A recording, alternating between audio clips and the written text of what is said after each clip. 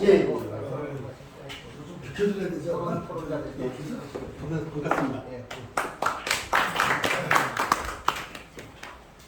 회장님께서 말씀하신 대로 에너지가 국가 안보에 굉장히 기술적으로 되게 중요한 문제이기 때문에 에너지 98%를 우리가 수입하고 있거든요. 그러니까 에너지 정책에 대해서 좀 체계적인 접근이 필요한데 그 부분이 굉장히 아쉽습니다. 특히 이제 트럼프 정부에 들어와서 2기에 에너지 정책을 변환했고 지금은 이제 대대적으로 관세 뭐 전쟁이라고 할까지 이렇게 시작됐잖아요. 근데 저는 이제 어떤 예상을 하냐면 관세를 가지고 이제 각국과 협상을 좀 진행할 거라고 얘기를 하고 있지 않습니까? 그 협상의 그 카드 중에 하나가 아마 미국의 에너지 관련한 이슈가 나올 거라고 생각을 합니다. 그런 점에서 트럼프 에너지 정책의 기조를 이해하고 우리는 어떤 준비가 필요한지 오늘 말씀을 드리기로 하겠습니다. 오늘 내용은 크게 4가지 꼭지를 가지고 진행을 하겠습니다. 첫 번째 이제 국가 에너지 비상사태를 선언했는데 이거는 한마디로 말해서 마가를 실현하기 위한 그 전체적인 기조를 얘기하는 거다 이렇게 이해하시면 되고요. 비상선 사태의 주요 내용은 뭐 화석연료 여기 나오는 대로 화석연료 탐사 그 화석연료 중심으로 가겠다는 거고 그거의 구체적인 내용 가운데 하나가 알래스카 자원 개발이고 그 다음에 이제 화석연료 중심뿐만 아니라 해상 풍력 에너지 개발 중단 이제 이 부분에 대해서는 이제 유재욱 박사께서 더 정확하게 이해하고 계실 텐데 그 얘기를 이제 좀 설명을 드리고 그 다음에 이제 LNG 수출을 이제 촉진하는 노력을 하겠다. 근데 이러한 선언의 그 의의는 사실은 미국 자체적으로 에너지 안보를 강화하고 에너지가 산업의 기초가 되니까 에너지 비용이 낮으면 독일 기업들이 뭐 100년, 200년 된 기업도 독일이 전력 요금이 3배인가 이렇게 올라가니까 미국으로 다 이전했지 않습니까? 그런 효과가 있거든요. 그래서 산업 보호막 또 그리고 이제 경제 안정화 그래서 일자리를 만드는 데 노력을 하겠다 이렇게 얘기해요. 구체적인 실행 조치로는 뭐 이제 비축유 확대를 해서 비축유가 이제 확대되면 석유 회사들은 안정적으로 매출을 일으킬 수 있기 때문에 그게 괜찮은 방법이고요. 그 다음에 이제 금융 지원, 그 다음에 규제 완화, 특히 환경 규제를 이제 적게 함으로써 석유 산업을 보호하겠다. 그러니까 알래스카 지역에서 이제 석유가스 탐사를 지원한다는 것은 알래스카 북극권에 생물 보전 지구가 있어요. 국가 소유의. 거기에서 이제 바이든 정부 때는 그걸 못하게 했거든요. 그거를 푼다는 거예요. 그런 조치가 있고요. 그 다음에 이제 아까 말씀드린 대로 인센티브를 특히 신재생 에너지의 인센티브를 증가하겠다. 그게 어떤 의미인지 살펴보면 독일의 풍력 발전 위기가 큰 하나의 뭐라고 그럴까요? 그 인식의 전환을 가져온 하나의 사건입니다. 독일에서 이상하게 바람이 안 불었어요. 그러니까 원래 신재생 에너지는 기후나 날씨에 민감하거든요. 근데 바람이 너무 안 부르니까 전력이 생산이 엄청 떨어졌거든요. 그러다 보니까 이제 북유럽에 유럽 전력망이 연결돼 있으니까 북유럽에서 갑자기 땡겨다 썼다고. 그래서 이제 전통 호되게 곤욕을 치른 나라가 노르웨이입니다. 노르웨이가 수력 발전으로 전력을 많이 생산하는데 독일이 땡겨다 쓰다 보니까 자기들도 위태한 거예요. 그래서 노르웨이가 우리는 이제 유럽 망에서 분리해버리겠다. 너희들이 그렇게 신재생 에너지를 많이 해가지고 가끔 우리를 불안하게 하고 우리 전력 요금을 올리는 요인이 되기 때문에 전력 공급이 여기 말씀하신 대로 불안해졌죠. 불안해지니까 가격이 오르고 가격이 오르면 당연히 이제 산업활동에는 타격을 입죠.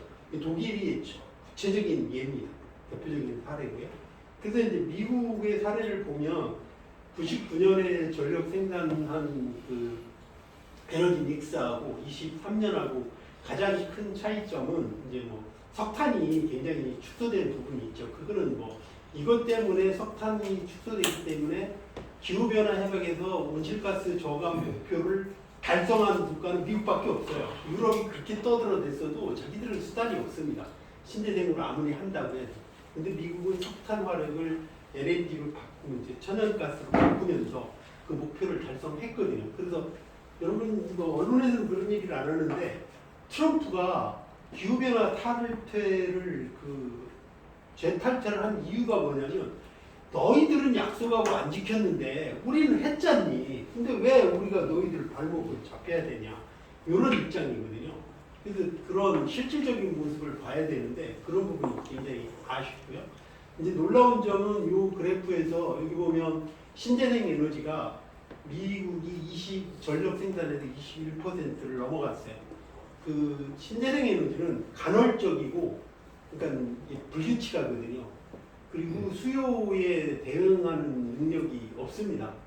바람 필 때, 태양 뜰 때, 이때만 발전이 되니까 우리가 필요할 때 전기는 그 기세 속도로 움직이니까 즉각 반응해줘야 되는데 그게 안 되거든요. 그래서 일반적으로 전력망에서 20% 이상의 신재생이 들어가면 기존의 전력망 운영하는 데서 한계가 있다고 합니다. 미국이 거의 그 한계에 와 있고 특히 풍력이 지금 10%거든요. 근데 이제 이거를 더 늘리면 이제 곤란해지겠다. 그게 사실은 기술적인 배경입니다. 이거를 그냥 트럼프가 신재생이 싫어서가 아니고 미국의 전력망의 그 안정성을 높이기 위한 그 선제적인 조치라고 이해하시는 게 맞습니다. 그래서 이 신재생 에너지 정책에 그 기조를 만드는 그 생각을 제공한 거는 한계를 알았다는 거예요. 아까 말씀드린 독일 사례를 통해서. 그리고 에너지 믹스를 미국이 가지고 있는 그 1차 에너지 원을 기초로 다지자. 그게 균형 잡힌 에너지 믹스고 그다음에 에너지 안보가 굉장히 중요하다. 국가 안보나 경제 안정을 위해서. 그래서 이제 국가 에너지 비상 사태는 크게 보면 요약하면 제조업 부흥이고 에너지 가격을 안정시키는 거고 그다음에 에너지 가격이 안정되면 물가가 안정될 거고 그걸 통해서 또 일자리가 창출될 거다. 이런 효과를 여기에 두고 있는 거죠. 그래서 이제 한마디로 얘기하면 이러한 기대 효과를 노리는 목표는 이 사실은 에너지 비상 사태가 위대한 미국을 재건하겠다는 마가의 그 기조나 다름없습니다. 이 마가는 여기 보면 1, 2, 3, 4, 5, 5가지로 크게 정리된다고 저는 봤는데 그 내용을 구체적으로 보면 미국 경제적 이익을 우선시하고 그래서 사업으로 활성화, 일자리 창출, 무역적 자본을 줄이고 그 다음 미국 우선 외교정책, 잠재적 적대국에 대한 대비고 규제 완화, 규제 축소, 특히 환경 쪽이야. 이민개혁이야 뭐 지금 뭐 불법 입국자 추방하고 이러는데 미국 일자리 보호하고 국가 안보를 높이겠다 이런 얘기고요. 보수적 사회정책 이거야 뭐 공화당 정부니까 분명한 얘기고요. 이게 사실은 한마디로 하면 마가는 저는 아메리칸 드림의 재현이라고 생각을 합니다. 왜냐하면 부유한 가정이 아메리칸 드림이라고 하면 부유한 가정은 소득 증대로부터 나오는 거고 소득 증대는 일자리로부터 일자리는 산업 경쟁력으로. 그 산업 경쟁력은 에너지 정책으로부터 출발한다고 봐셔야 됩니다. 왜 그러냐면 1차 산업이 여러분 이제 농업이 옛날처럼 인력으로 하는 게 아니지 않습니까? 대부분 기계화되고 우리나라도 그렇지 않습니까? 그래서 농업도 에너지에 의존하고 있고 비료나 농약 같은 건 대부분 화석연료를 기반으로 해서 만들어지고 그 다음에 제조업, 서비스업, 지식산업은 또 아시다시피 전력 공급에 기반을 하죠.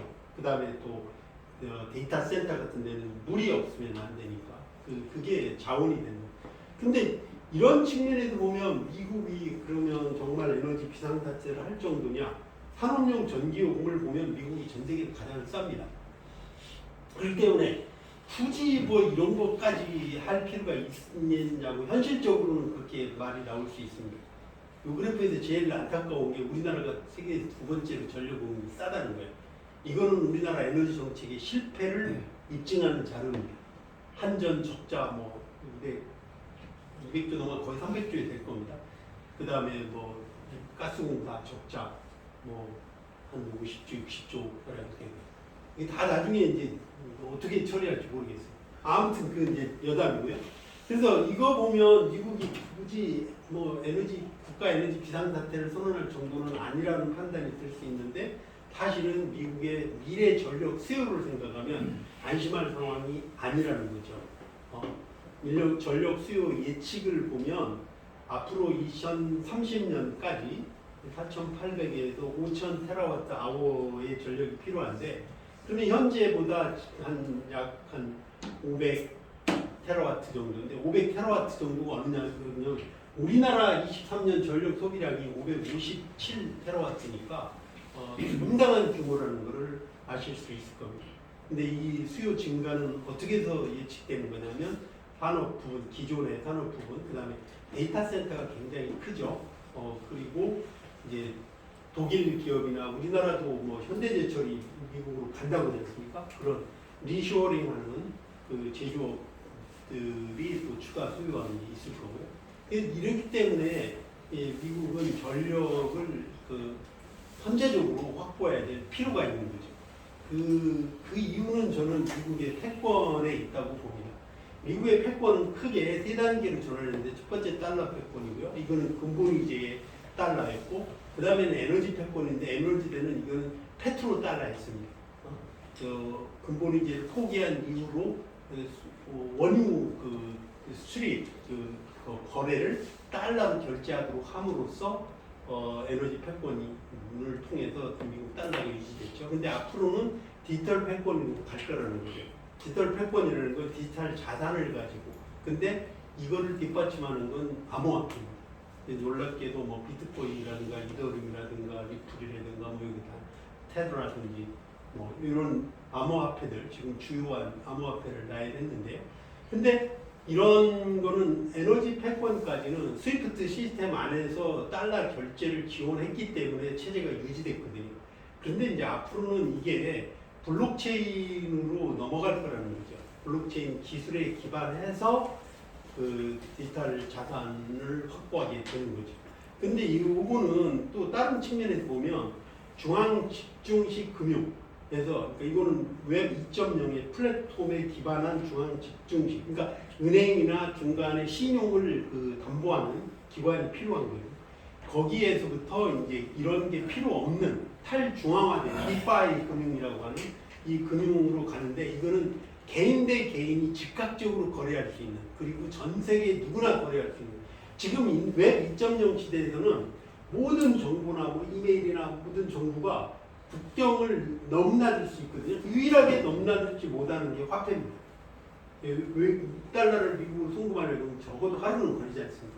근데 앞으로는 이제 P2P 기반으로 웹 3.0 시대가 되면 그게 실시간으로 가능해진다는 거예요. 이때 미국이 어떤 달러 기반의 패권이 아닌 새로운 패권이 반드시 필요하다고 미국은 보고 있다는 거죠. 그 패권이 디지털 패권이고 그래서 이제 암호화폐로 가는데 이 암호화폐의 이제 블록체인 기술로부터 암호화폐로 넘어가려면 기초 자산은 사실은 빅데이터고 빅데이터를 가공하는 AI입니다. 근데 이 AI하고 빅데이터는 전력과 물을 필수 자원으로 삼는다는 거죠. 그렇기 때문에 미국의 장기적인 패권 전략에 맞춰서 에너지 정책을 지금 서포트하기 시작했다고 저는 봅니다. 그거의 증거가 지난달에 미국 백악관에서 주요한 암호화폐 계의 CEO들을 모여서 회의를 한번 했죠. 트럼프가 크립토 서밋이라고 이게 하나의 징조라고 생각을 합니다. 그러니까 미국이 왜 에너지 비상사태를 선언했는지 큰 그림에도 좀 이해하실 수 있으면 좋겠습니다. 다음으로는 이제 왜 그러면 새로운 소비 시대 트럼프가 유세할 때부터 드릴 베이비 드릴 계속 얘기했잖아요. 이거의 맥락을 잠깐 짚어보도록 하겠습니다. 이 새로운 석유 시대의 목표는 뭐냐면 이 석유 산업이야말로 가장 미국적인 산업이고 미국이 경쟁력을 유지하고 있는 산업이고 밸류체인이 굉장히 넓습니다. 그래서 세수도 증대하고 일자리도 늘려주고 그다음에 또 에너지, 천연가스를 매개로 해서 동맹을 이게 묶으려고 하는 그 모습을 볼 수가 있죠. 미국의 에너지 산업에서의 경쟁력을 보면 석유 가스 생산에서 세계 1위 국가가 미국이에요. 사우디로 하시면 안 됩니다. 1위가 미국이고 2위가 러시아고 3위가 사우디입니다. 그렇기 때문에 미국이 압도적인 경쟁력을 가지고 있다는 건 뭐 말할 나위도 없고 석유 탐사 제가 그쪽의 전공이지만 석유 탐사가 가장 그 인공지능을 잘 쓰고요. 빅데이터를 가장 잘 쓰는 회사고 그 다음에 슈퍼컴을 제일 많이 가지고 있습니다. 그 정도로 첨단 산업이거든요. 그래서 미국적인 산업에서 이 산업을 경쟁력을 유지하겠다는 전략이 있는 것이다. 그리고 석유가스 사업은 가치사들이 굉장히 큽니다. 여기 보신 대로 철강, 건설, 금융 서비스, 그 다음에 제조 여기에 포함이 안 돼 있지만 법률 서비스도 무지하게 큽니다. 여기는 석유 사업에 수많은 이해 당사자들이 계약을 주고받기 때문에 텍사스 같은 데는 석유가스 그 계약만 전문을 하는 변호사 협회가 있을 정도로 되게 큰 산업 분야거든요. 그래서 이 석유가스 산업의 그 경제적 기여를 보면 여러 산업에 뭐 철강부터 시작해서 건설 뭐 여러 가지 사업의 기여 연계성이 있고요. 그 다음에 여기 보신 대로 GDP의 11.7%를 차지하니까 결코 무시할 수 없죠. 그 다음에 고용은 여기 보면 210만 명을 포함해서 직접적인 석유 산업분 연관된 산업 분야에서 740만 개의 일자리가 좌우되기 때문에 이거를 무시할 수가 없는 거죠.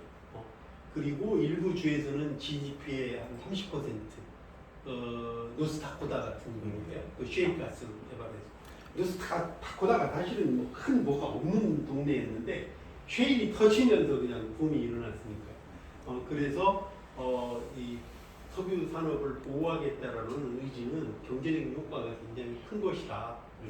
그거에 이제 하나의 단적인 사례가 알래스카 얘기인데 알래스카 때문에 이제 우리가 지정학적으로 어떤 의의를 가지고 있는지 고민을 해야 되고 이거를 우리가 이제 유심히 들여다봐야 되는데 결론적으로 말씀드리면 시간은 우리 편입니다. 그 얘기를 말씀을 드릴 거고요. 이건 서두를 일이 아니다 절대로. 그냥 언론에서는 막 트럼프가 뭐 하고 그럴 텐데 이거 단적으로 얘기하면 알래스카에서 천연가스를 시장에 보내기 시작하는 연도의 목표가 2030년입니다.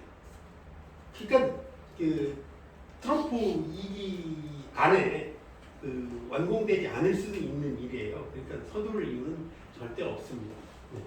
그 얘기를 좀 구체적으로 말씀드리겠습니다. 이 에너지 정책의 기본 방향을 이제 알래스카 쪽에서 보면 화석 연료 중심 정책이다가 이제 국제 기후 협력에서 탈퇴했죠. 그다음에 이제 에너지 무역을 이제 증가시키겠다. 그리고 이제 이런 걸 하자 보면 이제 사실은 기존의 에너지 공급망을 이제 삐집고 들어와야 되니까 이제 외교적인 갈등이 있을 수밖에 없죠. 그거를 어떻게 조율을 하느냐가 굉장히 필요한데, 근데 알래스카 프로젝트는 트럼프가 계속 지금 이런 시간표에 따라서 차근차근 이렇게 해오고 있죠. 근데 뭐 아무튼 알래스카 주 지사나 뭐 상원의원 이런 분들은 이걸 강조할 겁니다. 그렇지만 트럼프는 그걸 너무나 냉정하게 알고 있다고 생각해요. 왜 그러냐면 자기 임기 내에 가시적인 성과가 안 나올 수도 있다고 생각을 하고 있다는 거죠. 그게 주정부하고 좀 차이가 있을 겁니다. 그렇지만 어쨌든 경제적인 효과는 무시할 수가 없습니다. 많은 투자금이 필요하지만 주정부나 연방정부의 세수에 기여하고 고용 효과도 생기니까요. 그래서 이제 이거의 전략적인 중요성은 미국의 이제 국가 안보, 뭐 에너지를 통해서, 그다음에 동맹을 에너지, 특히 LNG로 묶으려고 하는 노력, 그다음에 이제 알래스카 군사 기지에 필요한 연료를 공급하는 문제가 있는 모양이에요. 그런 문제.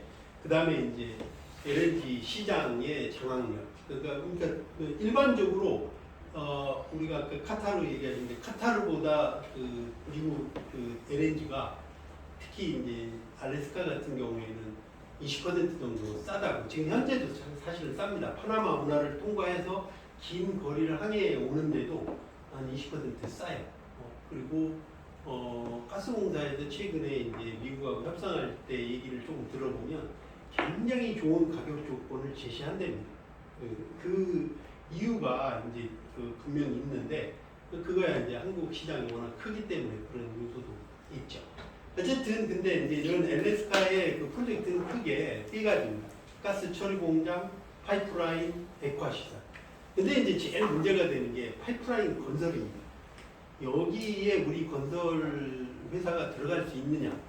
들어간다고 하면 그 재원은 어떻게 담보할 거며 환경 문제는 어떻게 풀 건가? 그다음에 원주민 이슈가 있는데 그런 거는 또 어떻게 할 건가? 그래서 이 쉽사리 이게 들어가기가 굉장히 어렵고요. 외교적인 쪽에서는 그 하나하나를 다 짚어보고 세심하게 하지 않으면 우리가 덤태기를 쓰고 돈은 넣고서 아무 일을 못할 수가 있거든요. 그래서 그 부분은 좀 신경을 써야 될 겁니다.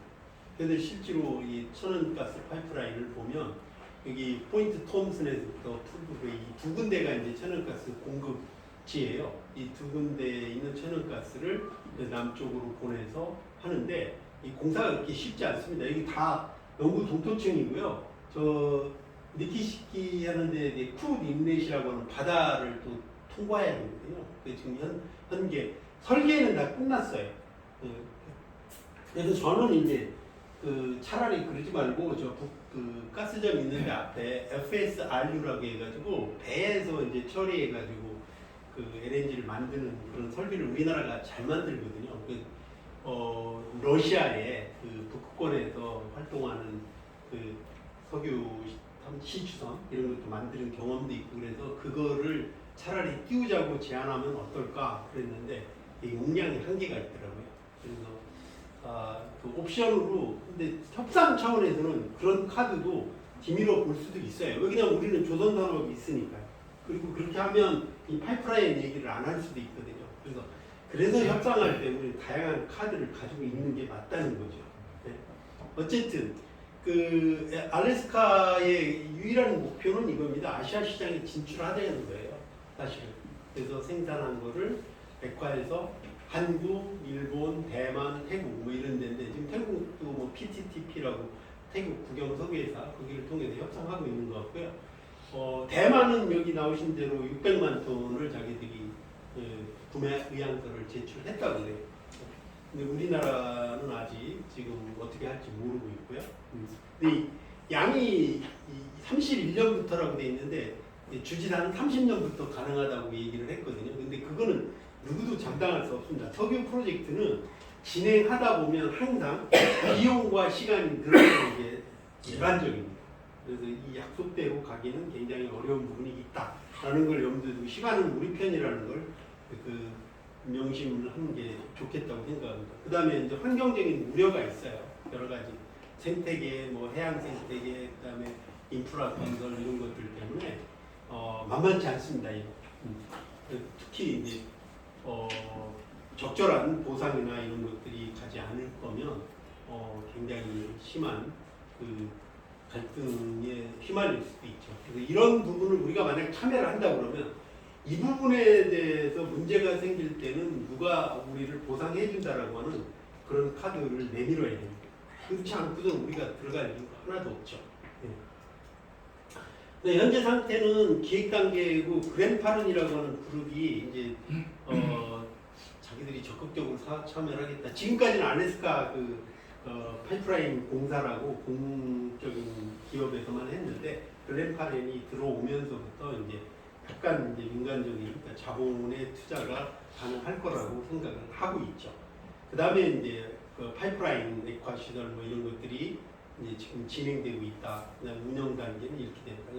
우리는 만약 참여를 한다 그러면 건설 시장에 들어갈 뿐만 아니라 이 그 파이프라인 운영 회사의 지분을 받아야 됩니다. 그래야 만약 완공된 이후에 안정적인 장기적인 수익을 담보할 수 있기 때문에 그렇죠. 어쨌든 이런 문제가 있기 때문에 우리는 어떻게 대응하는 게 좋냐? LNG를 만약 수입해준다고 그러면 여러 가지 카드를 내밀어야 된다는 거죠. 그런데 그 수입 레버리지를 잘 활용하자. 그 중에 하나가 이제 울산 지금 에너지 허브라고 되어 있는데 굉장히 미미하거든요. 근데 이걸 차라리 싱가포르처럼 LNG 허브로서 울산 에너지 허브를 강화시키는 노력을 하자. 그 배경 중에 하나가 이제 우리나라가 LNG 수입한 국가들을 보면 호주가 제일 많아요. 그리고 이제 카타르가 있고요. 카타르는 아시다시피 지정학적인 리스크가 있기 때문에 근데 우리가 카타르 걸 사주는 이유가 분명히 존재합니다. 왜냐하면 카타르가 LNG 선박을 많이 발주해줬어요. 우리나라한테. 그거에 대한 약간 보상도 있거든요. 근데 뭐 미국한테 그걸 요구할 수도 있죠. 어차피 LNG 선박을 만드는 전 세계 80% LNG 선박은 우리나라에도 만드니까 조선 3사에도 만드니까 근데 그런 부분도 이제 미국한테 우리가 사줄 때 그럼 카타르처럼 니들도 LNG 선박을 우리한테 많이 발주를 해달라라고 요구할 수도 있고 뭐 여러 가지 이유가 있을 겁니다. 근데 미국은 하여튼 비중으로는 지금 요 정도밖에 안 된다는 것이 요거를 만약 그 카타르 수준까지만 올려도 상당한 양이 될 것이기 때문에 가능하죠. 그리고 미국산 LNG는 중동산보다 20% 싸니까 뭐 카타르 계약. 근데 LNG 계약은 장기 계약이라 이게 이제 종료되는 시점을 또 이제 저울질해야 되거든요. 그런 측면에서 보면 미국이 마구잡이로 우리한테 밀어낼 수는 없어요. 강요할 수는 없고 우리가 지금 도입하는 양이 어떻게 계약돼 있는데 이거를 하느냐라고 얘기하면 할 말이 없죠. 그런 협상 전략이 절대적으로 필요하고요. 또 하나 이제 아쉬운 건 우리나라의 LNG 수입량이 계속 줄고 있어요. 뭐 제가 발제문에도 이제 밝혔지만 뭐 이제 에너지 효율화도 있고 여러 가지 인구 감소도 영향이 있을 겁니다. 여러 가지. 그래서 수입량이 줄고 있어요. 그래서 우리가 추가적으로 또 수입을 해야 된다고 그러면 북한 지역에 공급한 방안밖에 없다고 저는 생각합니다. 그래서 이 LNG 카드를 빌미로 해서 미국 정부에 북한 개방을 너희들이 해달라. 그게 동북아 평화를 위해서도 그렇고 이들 알래스카 에너지 시장을 보호하기 위해서도 좋고 서로 좋은 거 아니냐. 그런 카드를 내밀 수 있어야 된다고 생각을 합니다. 그리고 이제 우리가 그 동북아에서 아까 울산 에너지 LNG 허브를 주장하는 이유는 이제 북극 항로가 열리면서 러시아의 야말반도 그게 북극해에 있거든요.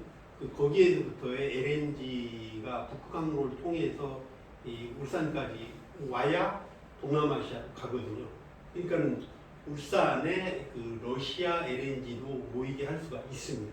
그리고 더군다나 우리나라 동해에서 만약 가스전이 성공한다면 또 울산 지역을 중심으로 우리나라 자체 에너지 물량, 그 LNG 물량도, 천연가스 물량도 확보가 되고요. 러시아 쪽에서는 또 뭐냐면 그 사할린의 천연가스를 파이프라인을 통해서 북한 경유해서 울산까지 오게 할 수도 있습니다. 여러 가지로 울산 지역이 LNG의 집산, 물론 캐나다 그 브리티시 컬럼비아 주에 있는 LNG 그 시설에서 생산되는 LNG도 울산을 경유할 수밖에 없어요. 만약 경유를 시킨다면 그렇기 때문에 울산의 LNG 허브는 좋은 그 대상이 되지 않나 이렇게 했을 경우에 이제 만약 러우전이 종식이 되면 분명히 러시아는 북극해의 야말반도의 LNG를 우리한테 팔고 싶어 할 겁니다. 그러면 이제 우리 시장을 놓고 러시아하고 캐나다하고 미국하고 저는 경쟁을 시켜야 맞다고 생각합니다. 그리고 거리상으로도 그 사할린 PNG하고도 경쟁을 시켜야 되고요. 그래서 울산 LNG 허브, 에너지 허브 전략은 그 유용한 카드가 아닌가 이렇게 생각합니다. 그리고 LNG 사업을 이제 만약 들어간다고 하면 건설 시장 진출을 생각을 해야 됩니다. 그래서 중요 부분, 그러니까 천연가스 운송과 뭐 액화 이 관련 부분이 중요 부분 사업이거든요. 이 부분이 사실은 리스크가 없고 안정적인 수익을 장기간 창출했기 때문에 좋은 아이템이거든요. 우리가 경험이 많지 않기 때문에 이런 데를 들어가는 거를 생각하면 좋겠다 생각하고요. 참고로 말씀드리면 사할린에서 그 파이프라인을 가스 파이프라인을 건설할 때 예전에 대우건설에서 이거를 한 적이 있어요. 그래서 우리가 기술력이 전혀 없다고 볼 수는 없는데 문제는 뭐냐면 액화나 이런 것들은 그 기술 라이센스가 있습니다. 그 라이센스를 우리가 거의 가지고 있지 않아요. 백테리라든가 일본의 그 뭐죠? 이키쇼인가? 하여튼 일본 회사들은 그걸 가지고 있어요. 그래서 건설을 하면 그 회사들한테 돈을 줘야 되거든요. 그래서 우리가 좀 야가기는 합니다. 야가기는 하지만 돌파를 해야죠. 그래서 이제 금융권의 새로운 안정된 투자처도 될 수 있고, 그 다음에 이제 이런 것들을 통해서 정상 외교 아젠다를 추진할 수도 있다고 생각합니다. 그래서 여러 가지 이제 여기 쭉 아까 말씀드린 대로 그 미국 LS가 천연가스 도입, 그 다음에 공급국가 경쟁을 유도하고 북극 항로를 통해서 이제 러시아 LNG 수입, 그 다음에 북한을 통해서 사할린 가스를 이렇게 들어오거나 이제 중국 어떻게 보면 이제 우리가 제대로 나라가 잘 추스려지면 저는 동북 삼성은 그리고 고토는 우리가 수복할 수 있다고 생각하는데 그렇게 됐을 경우에 이제 파이프라인 같은 거가 들어오는 게 좋죠. 그쪽에 에너지 공급을 위해서. 근데 중요 부분이 이제 더 중요한 거는 천연가스 시대에 가스는 이제 운송이나 보관이 항상 문제가 되거든요. 그래서 이 부분에 경쟁력을 갖는 게 맞고요. 뭐 안정적이고 장기적인 수입, 그다음에 연관 산업이 굉장히 커요. 천연가스는 중요 부분이. 뭐 여기 ICT 얘기 나왔는데 천연가스 이제 중간에 이게 탈취하거나 아니면 이 누출되는 거 그것 때문에 계속 모니터링을 하거든요. 사람이 직접 가서 하기도 하는데 요새는 이제 드론으로 원격 탐사도 하고 그다음에 이제 센서를 좋은 거를 붙여서 이제 원격으로 감시하기도 하고 때문에 이런 ICT 산업도 상당히 여기에 연관이 많이 됩니다. 네, 이거의 이제 북미 파이프라인 건설 시장은 사실은 이제 민간이 혼자 할 수 없습니다. 이게 에너지 산업은 어느 국가든지 파워 엘리트들의 그 영역이거든요. 그래서 정부가 함께 그 힘을 합쳐서 나가는 수밖에 없죠.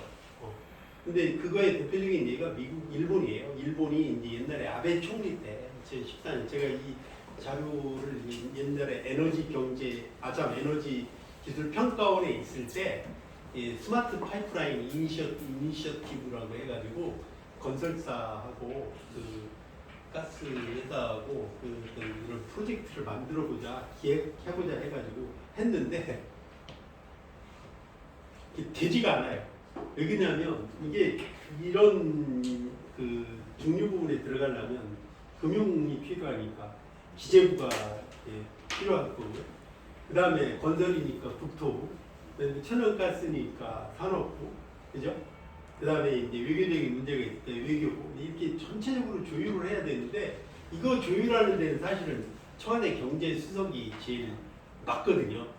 그래서 제가 이제 제 친구가 이제 대통령 경제정책 자문회의 부의장했던 친구가 있어요. 그 친구를 통해서 야 이런 거 좀 한번 검토 좀 해줘. 이거 정부 측에서 산업부 국장한테 보고하고 국회에 갔을 때는 정도위원이 계실 때는 정도위원님한테 보고하고 그랬어도 뭐 움직일 수가 없어요. 그래서 그 친구한테 물어봤더니 자기가 나중에 얘기를 해요.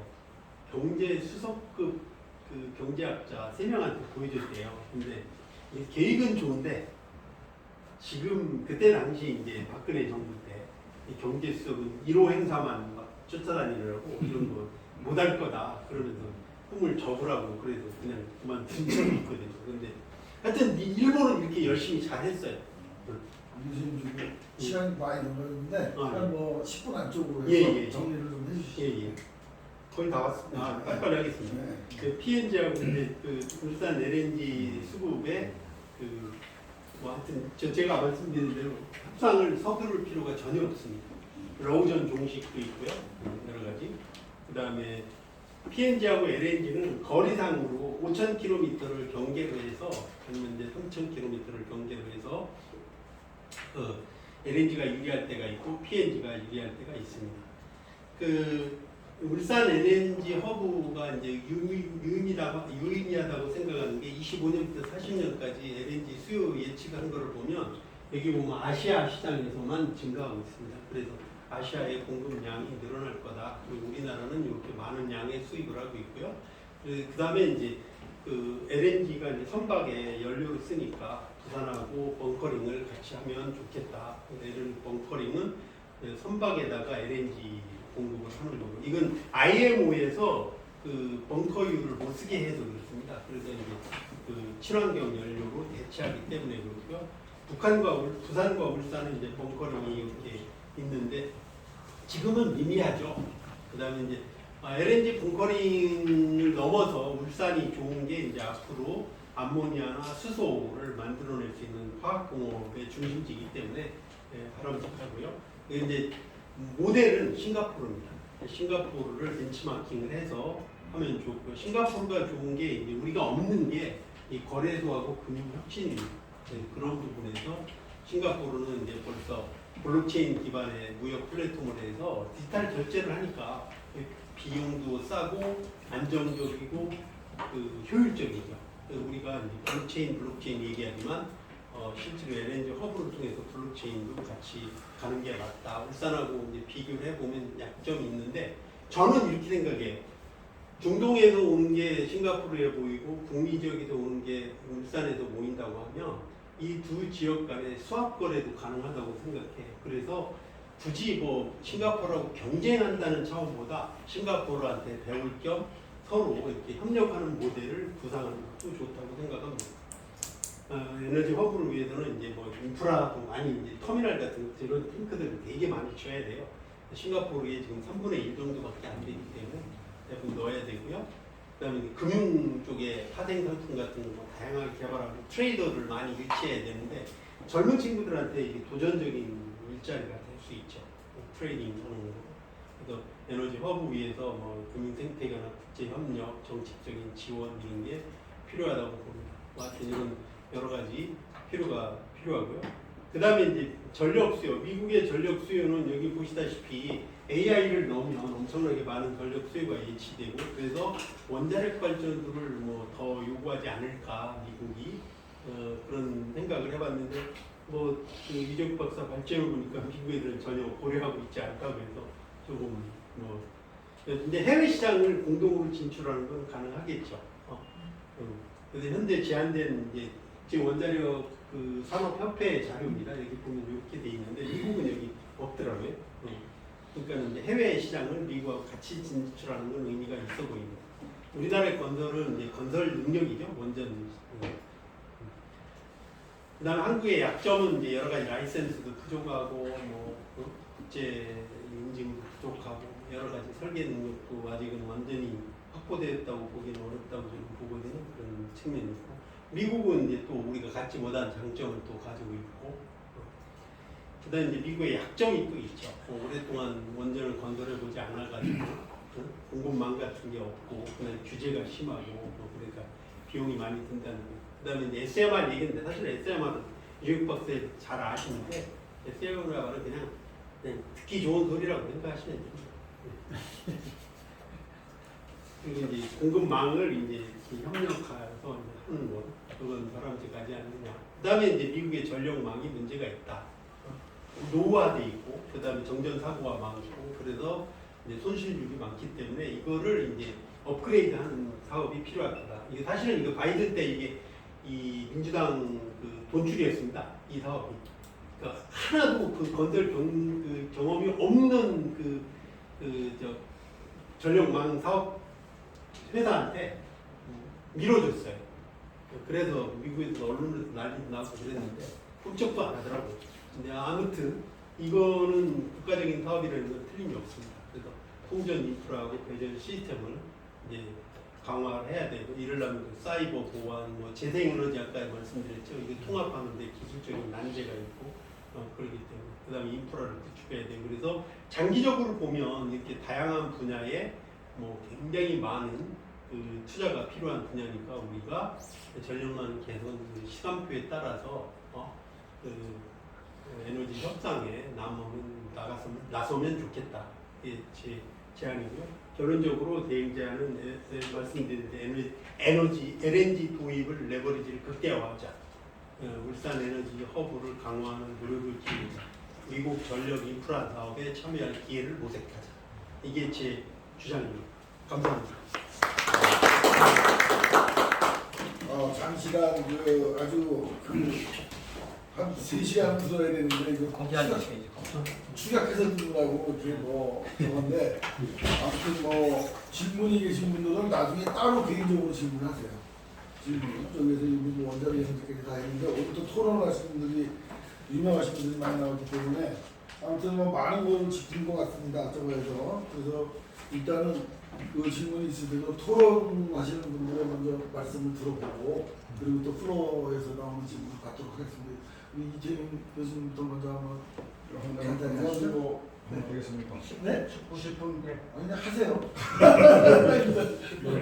이런 많이 써가지고 10분에서 15분 하셨는데. 네, 그 6월달에 국가안보 관련된 세미나를 하는데 토론자를 하라고 이걸 딱 봤는데 그래서 제가 거기에 올렸더니 넘기다 보니까 5월달 지금 4월달 이 주제로 이제 그 총장님 착각을 해가지고 네. 나는 얼른 지워버렸는데 그걸 봤더라고요. 보고 토론자를 올려버렸습니다.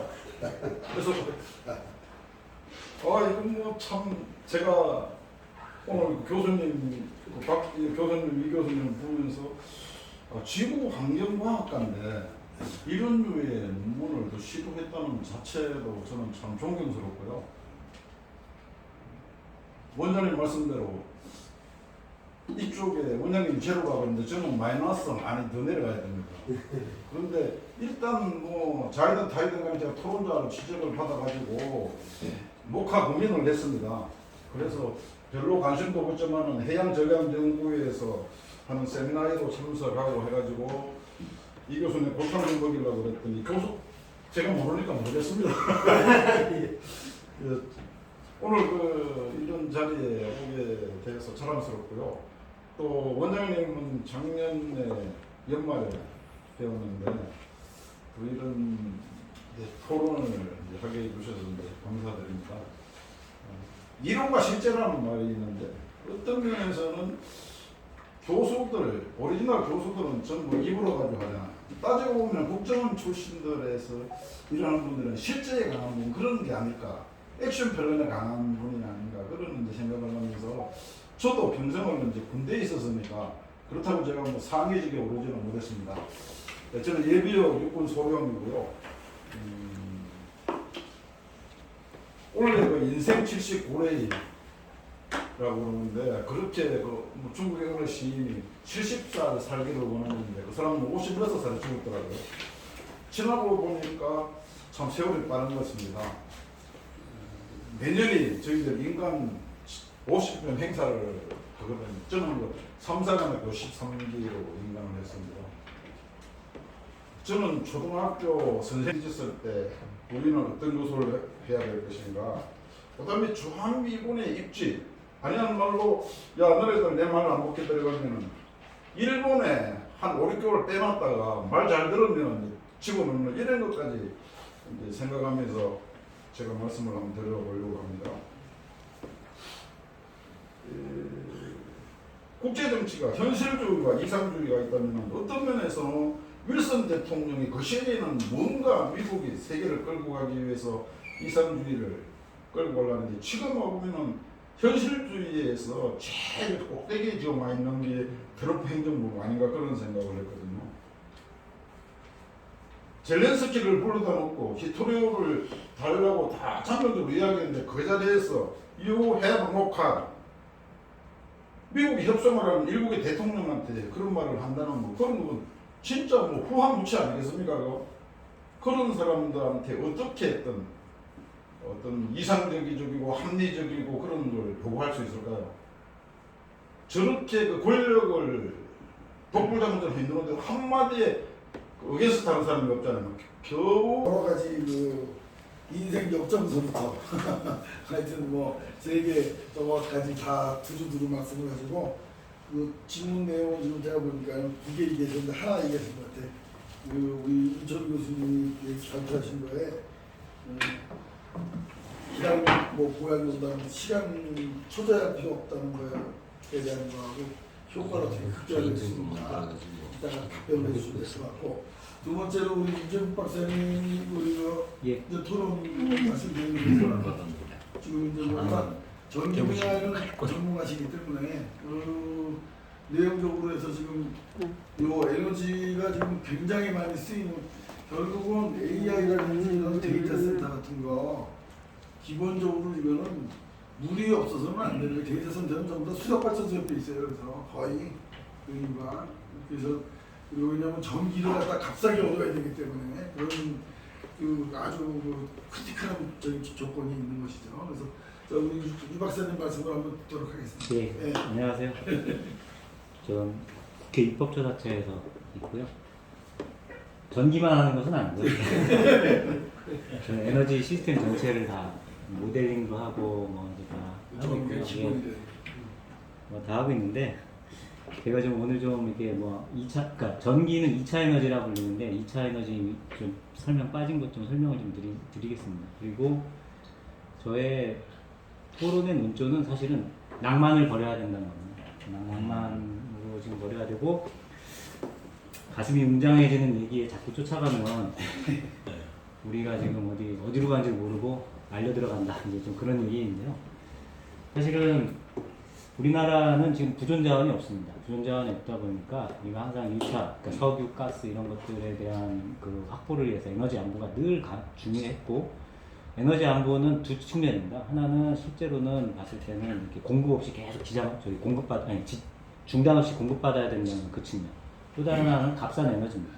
근데 값싼 에너지를 국민들에게, 특히 산업계에게 제공하다 보니까 실제로 우리나라는 그것을 지금 공기업, 한국가스공사하고 전력공사가 이제 담당해 왔는데, 두 기업이 지금 상당히 부실해졌습니다.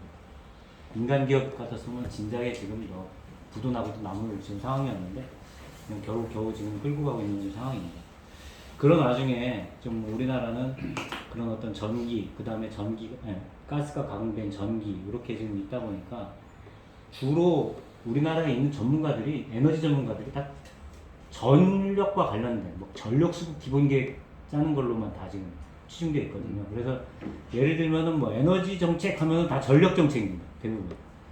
그래서 원자력에만 엄청 집착하고 있어요. 신재생하고 원자력에만 엄청나게 집착하고 있는데, 실제로는 지금 그것의 1차 에너지인 그 석유하고 가스가 지금 더 이제 좀 관심도 갖고 해야 되는데, 그거에 대해서는 지금 이렇게 두 손 놓은 상태인 거죠. 그런 와중에 지금 이철호 교수님께서 이런 발제를 해주셔서 좀 아주 좀 크나적인 뭐랄까 좀 이렇게 좀 영향력이 있었으면 하는 좀 그런 바람입니다.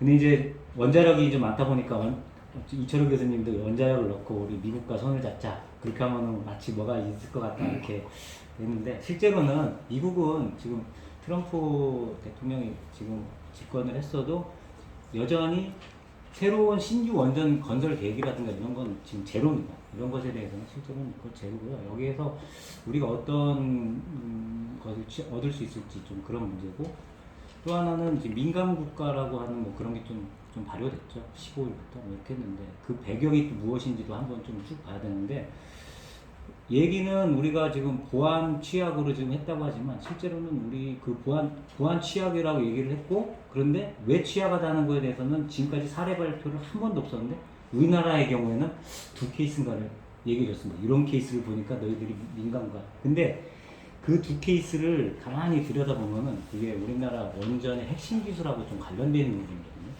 네. 그래서 그런 것들이 취약점, 우리나라는 그런 취약점도 지금 외국에 노출되어 있는 상태이고, 지금 또 그것에 의해서 좀 민간 국가 이렇게 좀 지정이 되어 있는 상태인데, 여하튼 뭐 그거는 뭐 잘 해결해야 되는 문제라고 보지만, 실제로는 우리나라에 그게 지금 현재 그 전력 시스템이 또 큰 취약점으로 있는 것도 스스로 또 인지도 해야 되는 그런 좀 상황인 것 같습니다. 그런 와중에 이제 제가 좀 토론문으로 쭉 적었던 내용 중에, 결과적으로는 우리가 이제 관심 가져야 될 것은 이제 1차 에너지 쪽으로 이제 가져야 될 것이고, 미국과의 협상은 결국은 석유하고 석탄은 할지는 잘 모르겠습니다. 뭐 기후 온난화 이런 것 때문에 결국에는 LNG 쪽으로 갈 건데, 우리나라는 실제로 아까도 이제 저기 자료에서 이제 보여주셨듯이 LNG 수요는 계속 줄게 돼 있습니다. 왜 주냐면은, 계획상으로는 왜 주냐면은 그 우리나라의 수요의 절반은 도시가스고요. 수요의 절반은 발전용인데 지금 발전용은 다 지금 원전으로 대체하거나 신재생 에너지로 대체하다 보니까 실제로는 가스가 지금 필요 없어진 상황으로 점점 가고 있는 상황입니다. 근데 과연 그런 신규 수요를 좀 만들어야 될 것인지 이런 것들이 우리나라의 전력산업 정책하고 어떤 충돌을 좀 가져야 되는지 이런 문제고요. 또 하나는 이제 교수님께서는 이제 울산 허브 이렇게 말씀하셨는데 가스, LNG 뭐 얘기하는데 LNG는 실제로는 석유하고 가까운 게 아니고 전기하고 가깝습니다. 이게 무슨 얘기냐면 저장을 하기가 어렵거든요. 뭐 탱크가 있는데 뭐 왜 못하냐 얘기를 하지만 탱크가 있어도 우리는 지금 현재 최대한 40일 정도분밖에 저장 못합니다. 그렇기 때문에 만약에 그 이상을 뽑았으면은 그 현장에서 다 태워야 됩니다. 그래서 LNG 시장에서 우리가 계약을 할 때는 보통 어떻게 하냐면 계획을 해서 테이크오버 페이 조항이라고 다 하거든요. 그럼 뭐냐면 가져가거나 돈을 내거나. 근데 우리는 탱크가 다 차서 만약에 못 가져오게 됐다. 그러면 그냥 다 태워버립니다. 그리고 계약을 할 때도 목적지를 변경 못하는 조항을 다 하거든요. 예를 들면은 우리가 남으니까 일본에다 갖다 줄게 이런 거 못합니다. 그냥 다 태워야 됩니다. 돈을 주거나 태우거나 이제 이 둘 중에 하나의 정책인데 이게 지금 현재 우리가 지금 만약 울산 허브라고 하더라도 저장 탱크가 어마어마하게 비용이 많이 들 것이고 또 하나가 미국과의 계약에서 필요 없는 만약에 계약을 하게 되면 이거 다 그냥 달러를 태워버려야 되는 그런 상황이 되니까 이건 신중한 판단이 좀 필요하다는 이제 보여집니다. 그 다음에 또 하나가 마지막으로 제가 좀 토론문 마지막에 정리 하나 더 있는데요. 그 다음에 이제 AI죠. AI 문제인데 미국에서 지금 현재 미국 아까 여기도 자료 보니까 EIA라고 에너지 정보청이라고 있는데 거기서 모든 미국의 전력 수급 계획이라든가 이런 것들에 대한 전망을 다 하는데 계속 전망을 해오다가 에너지 아웃룩 2020, 2021, 2022, 23, 2024가 없습니다. 25도 얼마 전에 발표했는데 24가 없습니다. 왜 없냐면은 지금까지의 관성으로는 더 이상 이제 에너지 수급 예측이 어렵다 해서 한 해를 안 하고 모형을 싹 바꾸는 시점에서 모형을 지금 다 바꿉니다. 그게 지금 바꾸던 시점이 뭐냐면 AI의 등장, 새로운 테크놀로지의 등장으로 인해서 지금 어떻게 지금 세계가 변할지를 알 수가 없다 해서 미국 전체의 지금 수급 전망 모형을 몇십 년 동안 써왔던 그걸 그냥 모더파이 해가면 썼거든요. 근데 그걸로는 이제 안 된다 해가지고 에너지 아웃룩이 지금 2024가 없습니다. 그게 거기에 지금 미국의 어떤 앞으로의 경제 핵심, 그게 뭐가 바뀌었는지를 비교만 해도 앞으로의 전략이 대충 나올 겁니다. 그래서 이제 실제로는 24가 없고 23과 25로 이제 비교만 해도 미국의 전략 같은 것들을 쭉 볼 수 있는데 결국은 미국은 제조업, 그 다음에 AI 이것을 통해서 할 것이고 거기에 24시간 돌아가는 발전소가 필요하고 그것으로 인해서 실제로는 재생에너지는 이제 포기할 거로 이제 포기라기보다는 현재 수준 정도로만 이제 유지할 것이다 이렇게 보고 있습니다. 왜냐하면 아까도 말씀해 주셨는데 저 동의하는 게 재생에너지는 지금 어느 정도 수준이 적정 수준이냐 그러면은 계산을 해보고 시뮬레이션 해보고 뭐 있지만 그냥 경험적으로 알 수 있는 게 요즘 우리나라 같은 경우는 4월 최저부하의 절반 그러면 우리나라는 한 2만 메가와트 정도 수준이 적당한 지금 보는 겁니다. 근데 미국도 아마 저 정도 보니까 2만 메가 우리가 지금 현재 미국이 20%죠? 우리도 한 20% 정도 지금 거의 도달했거든요. 우리 용량상으로. 그렇기 때문에 지금 우리나라의 입장에서도 지금 현재 포화에 있고 미국도 포화 형태로 간 거 아닌가 좀 이런 생각이 들고 미국은 실질적으로는 트럼프는 개인적으로 그겁니다. 골프장 개발할 때 부동산 개발할 때 실제로는 해상 풍력 때문에 본인이 손해를 본 경험이 있습니다. 개인적인 그런 문제도 있고요. 그 다음에 또 하나가 해상 풍력은 기술이 다 중국 기술입니다. 우리나라도 지금 뭐 서해안에도 한다고 하지만 지금 우리나라 기술로는 어림도 없고요. 결국에는 중국 기술과 지금 북유럽 기술을 좀 가져야 되는데 그런 거에서 지금 국주 유출하고 싶지 않다라는 좀 의도도 있어 보이긴 합니다. 그리고 또 이제 결국에는 이제 우리나라도 제조업 위주로 지금 현재 성장이 중무장대 사업으로 왔는데 결국 우리나라도 이제 미국의 이제 지금 저런 식으로 이제 에너지 정책을 끌고 가는 거 보니까 우리도 이제 어떤 이제 뭔가 태세 전환이 필요한 거 아니냐. 그런데 그 태세 전환은 결국은 1차 에너지, 그 다음에 특히 가스 산업 위주로 갈 것이고, 그것에 대해서 우리도 준비를 해놔야 된다. 이거.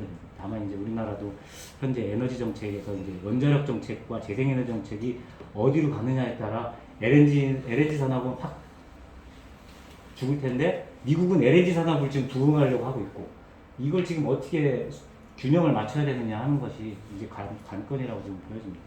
만약에 알래스카 LNG를 가져온다 그러면은 우리나라 에너지 정책 대폭 수정해야 될 것 같습니다.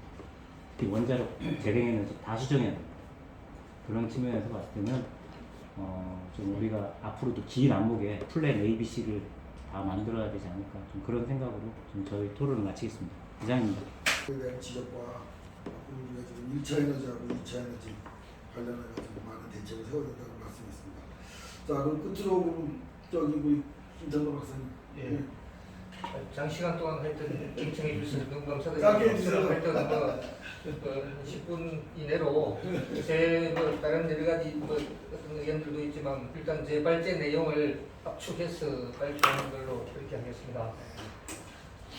먼저 이제 미국 트럼프 대통령이 제시한 미국 에너지 정책 배경을 위해서 이제 미국의 역사를 간단히 보면은 인류의 역사는 아시다시피 생존을 위해 먹고 살기 위한 전쟁의 역사입니다. 결국 이것은 이제 자원 전쟁의 역사라고 압축할 수 있는데, 살기 위해서 먹을 것을 찾고 또 도구를 발명하고 선항도 하다가 이제 사회와 국가를 이루고, 현대에 와서도 생존을 위해서 개인의 이익 못지않게 사회와 집단의 이익도 중요하고 국가의 이익도 중요하고, 무엇보다도 이제 그런 측면에서 국가의 안전 보장이 이제 확보되어야 하는 것이 가장 중요한 과제입니다. 그래서 이제 국제사회는 영원한 적도 없고 영원한 동지도 없습니다. 냉혹한 현실 속에서 스스로를 지키며 현상 유지도 하고 미래를 개척해야 하겠습니다. 우선 이제 인류의 생존을 위해서는 여러 가지 어떤 필수 조건이 많지만 식량이라든지 깨끗한 공기와 물, 지속 가능한 에너지, 충분한 자원, 이런 물질적인 요소도 중요하지만 저는 이제 신뢰와 상식이라든지 이런 정신적 가치도 같이 중요하다고 이제 하겠습니다. 미국은 아시다시피 영국에서 건너와 청교도주의와 개척 정신으로 1776년 7월 4일에 비로소 영국의 이제 식민지에서 필라델피아에서 독립을 선언하였습니다. 이 역사를 따지고 보면 불과 280년 전입니다. 그리고 이제 그 이후에 어떤 남북 전쟁도 있었고 대공황이 발생하여 큰 위기가 닥쳤으나 1920년대 이제 존 메이너드 케인즈라는 이런 천재 경제학자의 이론과 프랭클린 D 루즈벨트 대통령의 리더십으로 대공황을 극복하면서 미국이 이제 어떤 강대국으로 승리하는 계기가 됐습니다. 케인즈는 당시에 경제는 스스로 회복되지 않는다는 사실을 깨닫고 정부의 개입을 주장하는 새로운 이론을 제시하여 유효 수요의 원리를 통해 정부 재정 정책이 경제 활성화의 핵심임을 강조하여서 이제 위기를 극복했습니다. 이후에 1939년에 이제 나치 독일의 폴란드 침공에 의해 어떤 2차 세계대전이 발생할 이런 시기에 미국은 핵무기를 개발하고 과학 기술을 발전시켜 세계 중심 국가로 구성하였고 세계의 경찰로서 기능을 해왔고 국제 질서를 유지하는 데 많은 기여를 해왔습니다. 그리고 이제 실리콘밸리와 같은 지역에서의 기술 혁신이 미국 경제 발전에 큰 동력이 되었으며 우수한 교육 시스템과 많은 글로벌 기업들이 미국 본사에 두고 있고 연구개발과 창업 창출의 활성화를 이루어졌습니다. 대한민국도 한미동맹의 보호 속에 눈부신 경제 성장을 가져올 수 있었고, 아시다시피 이승만 대통령이 미국에서 박사학위를 받고 미국 정계 관계와 긴밀한 인맥을 유지하면서 6.25 전쟁도 역시 유엔군의 도움으로 북한의 침략을 물리쳤고, 1954년 전쟁 직후에 이승만 대통령이 미국을 방문하고 신속한 한미 방호 상호조약을 체결하여 이것이 오늘날 발전의 기본이 되었습니다. 그리고 이제 컴퓨터나 인터넷, 스마트폰 많은 핵심적 기술이 미국에서 개발되고 이러한 과학 기술이 미국 경제 발전과 세계 지위를 공부하는 데 기여를 하였습니다. 그러나 현재까지의 미국의 지위가 1위라고 되어 있지만 이것이 영원한 어떤 것이 될 수 없습니다. 신뢰와 공정과 상식이 통할 때 이 1위의 지위가 유지되고 지속 발전이 보장이 됩니다. 그런데 이제 지금의 미국 트럼프 정책은 신뢰와 상식을 좀 상실하여 이런 으로 인해 한미 동맹도 많이 약해질 수도 있고 경제 사회적 요인도 복합적으로 작용하고 미국의 주도권도 약해질 수 있습니다. 비트코인 방식으로 또 미국의 어떤 기축 통화로서의 역할도 약해질 가능성도 있고 여러 가지 세계에도 많은 경제적으로 변화가 일어날 수 있습니다. 발전에서 이제 국가 에너지 비상사태 선언은 에너지 동맹 미국 국가 안보와 경제 번영의 근간이라고 명시한 것이 핵심인데 트럼프 대통령은 아시다시피 정치인 출신이 아니고 기업인 출신으로 그 어느 대통령보다 이익과 손해에 대한 계산이 밝으며 미국이라는 자국의 국가 이익을 우선시하는 정책을 전개하고 있어서 미국 이익 중심의 국제 질서 전폐는 많은 주변국의 우려와 반발도 사고 있습니다. 그리고 이제 국제 정세가 미국 우선주의가 보다 강화되는 가운데 미중 간 전략 경쟁도 심해지고 있고 가치와 규범에 기반한 국제 질서가 약해지면서 각자 도심의 길로 들어서는 이런 문제가 있습니다. 트럼프 2기 정부의 강력한 경제 통상 정책은 상호 보복 관시와 공급망 붕괴 등 보호주의 특성으로 글로벌 통상 환경을 약화시켜 세계 경제에 악영향을 줄 그런 가능성도 있습니다. 그리고 이제 세계 경제가 어려운 원인은 이제 몇 가지 보면 코로나가 장기화됐고 치열한 무역 경쟁, 기후 변화, 고령화, 기술 변화, 그리고 이제 전쟁의 장기화 이런 것이 큰 원인입니다. 그리고 이제 에너지 정책의 기본으로서는 에너지가 이제 포괄적으로 보면 이제 인간의 활동에 대해서 필요한 능력, 자원, 체력, 힘을 말하는데 에너지 정책은 에너지 생산, 분배, 소비를 포함하는 에너지 개발 문제를 다루는 정책으로 과거에 이제 오일 쇼크 이후에 석유 대체 에너지 개발이 절실한 과제가 됐습니다. 그리고 이제 아까 이제 발제자도 말씀하신 석탄, 석유, 이제 가스, 원자력 이런 것이 이제 에너지에서 어디가 더 중요시돼야 되는 것이 이제 가장 문제가 되고 있습니다. 그리고 이제 트럼프 대통령 취임 이후에 이제 아까 마가라고 말씀하신 미국을 다시 위대하게 또는 이제 미국의 위대한 재건 이것이 이제 주요 슬로건이고 기존의 규범과 간섭을 타파하면서 자유주의 국제 질서를 유지하기 위한 글로벌 외교 정책에서 탈피하고 세계 여러 나라가 이제 굉장히 혼돈의 시대로 접어들었습니다. 그리고 이제 발제자는 트럼프의 에너지 비상사태 선언이 단순한 위기 대응을 넘어 국가 경제 전반의 구조적 경쟁력을 강화하는 전략적 접근으로 보고 제조업 부흥, 에너지 가격 안정, 물가 안정, 일자리 창출이라는 네 가지 핵심 기대 요소가 서로 상호 연결되며 경제 전반에 선순환 구조를 만들 수 있다는 긍정적인 논리를 전개하고 있습니다. 특히 석유, 가스의 확장은 직접적인 일자리뿐만 아니라 공급망 전체에 걸쳐 일자리를 창출한다는 점을 강조하여 기존에 이제 알고 있던 상식에서 이게 상당히 참 어떤 타당성 있는 이런 논리로 보게 됐습니다. 그리고 이제 발제자는 트럼프 정부 에너지 정책이 화석 연료 중심의 정책, 그다음에 국제기구 협력 배제 등 이제 이런 네 가지 핵심 방향을 요약하고 있으면 알래스카 에너지 개발에 이제 아주 핵심적인 어떤 비중을 두고 있습니다. 그리고 이제 대한민국은 이제 무역을 통해 경제 발전을 해왔으며 자급자족을 하기에는 물자가 아주 부족한 나라고 또 남북 통일이라는 이런 과제가 있습니다. 그래서 이제 주변 강대국과 긴밀한 협조와 공조가 이제 우리의 생존에 절대적인 영향을 미치기 때문에 한미 관계는 우리 안보에서 절대적 위치를 차지하고 있지만 경제와 무역 관계는 미국만으로는 해결되지 않는다고 봅니다. 그래서 중국과 일본, 러시아와의 긴밀한 관계도 무시할 수 없는 요소입니다. 미국은 인도 태평양 전략의 연장선상에서 동맹국가의 연대 및 다자 안보 네트워크를 강조하며 한국의 역할을 중시하면서도 북한과의 파격적인 관계 변화도 노리는 양면성이 있습니다. 남북 통일을 지상과제로 보는 우리 입장에서는 미국과 중국의 영향력은 절대적이며 그 다음에 한국, 미국, 중국의 삼국의 핵위와 조정 관계 속에서 이제 여러 가지 필요한 과제가 있습니다. 그리고 이제 발제자는 우리나라 LNG 수입 레버리지를 통해서 울산을 동북아시아 허브로 발전시키기 위한 전략을 제시하고 있는데 LNG 수입 현황, 글로벌 LNG 시장 동안 미국과 중동 LNG 가격 경쟁력, 싱가포르와 울산 에너지 허브 전략 등을 종합적으로 보면서 울산이 동북아 LNG 허브로 도약하기 위한 전략적 방안을 제시했습니다. 울산이 동북아에 위치하며 중국, 일본, 러시아 등 주요 경제대국과 인접하다는 지리적 이점은 있지만 동북아 영내 국가 간 긴장과 갈등을 야기시킬 수도 있다고 우려하면서도 울산만의 지리적 산업적 강점을 살려 독자적인 발전 모델을 구축해야 된다고 주장하고 있습니다.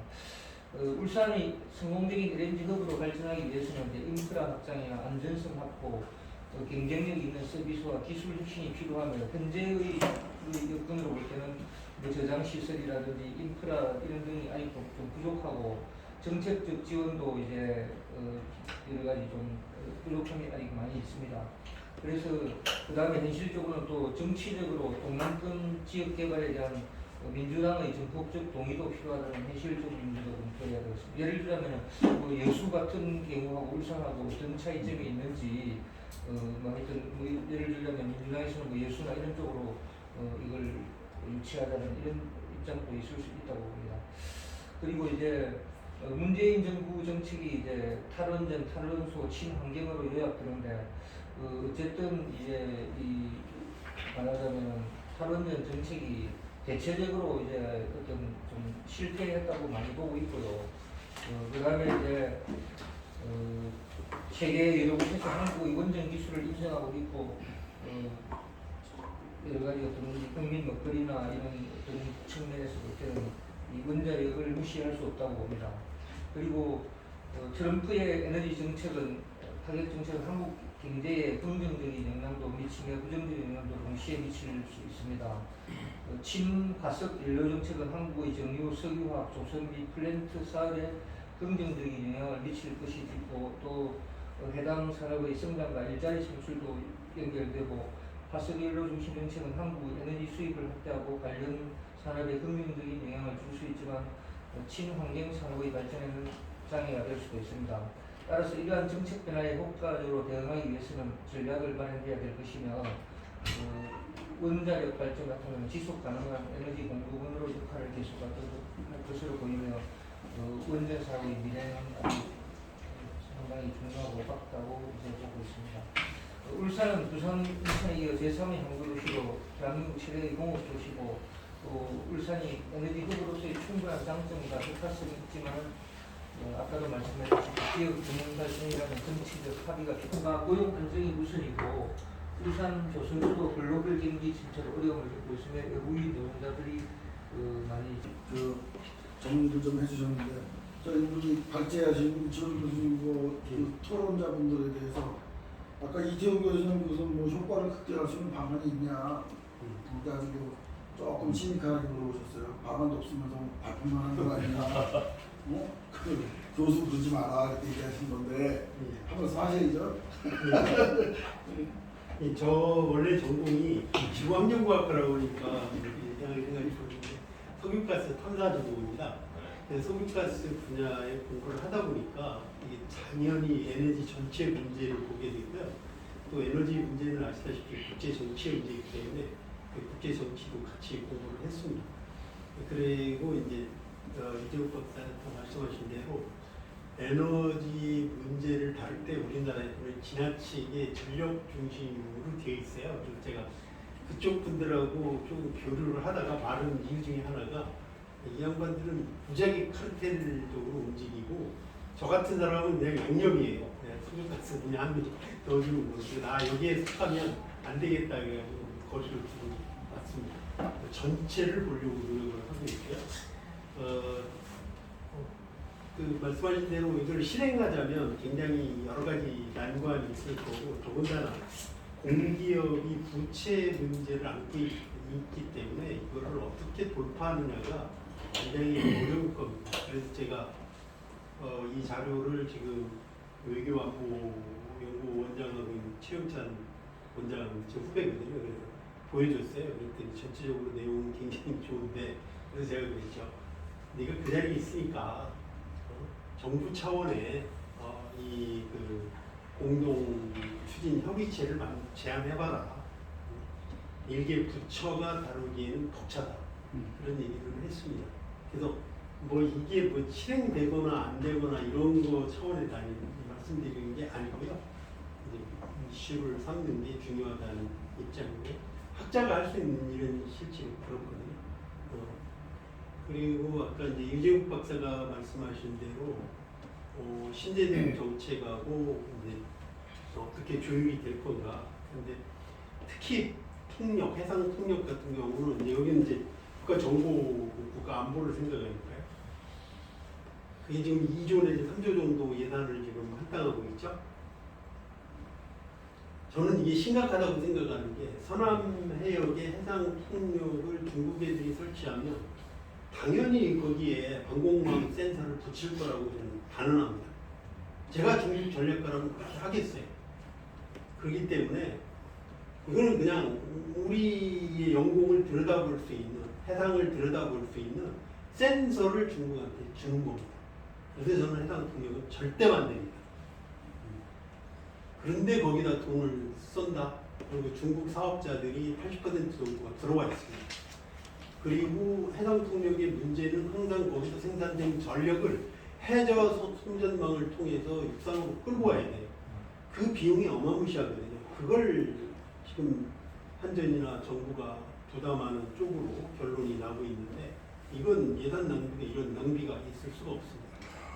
이런 민감한 얘기는 좀 조심스럽긴 한데 하여튼 국가안보 차원에서 절대적으로 추진하면 안 됩니다. 그리고 아까 말씀드렸다시피 신재생 에너지는 전력망을 붕괴시킬 가능성이 분명히 존재합니다. 그리고 지금 이재욱 박사가 분명히 얘기하셨는데 시설 용량하고 생산 용량하고 착각하면 안 됩니다. 이게 50%가 안 될 겁니다. 우리나라는 연간으로 보면. 이거 엄청 낭비예요. 그러니까 자동차를 좋은 거 한 대 샀는데 1년에 반절만 운행한다고 하면 그 자동차를 왜 가지고 있어야 되죠? 그거하고 똑같죠. 이 정도 하시겠습니까? 예. 그러면 이제 이 정도로 마무리를 짓고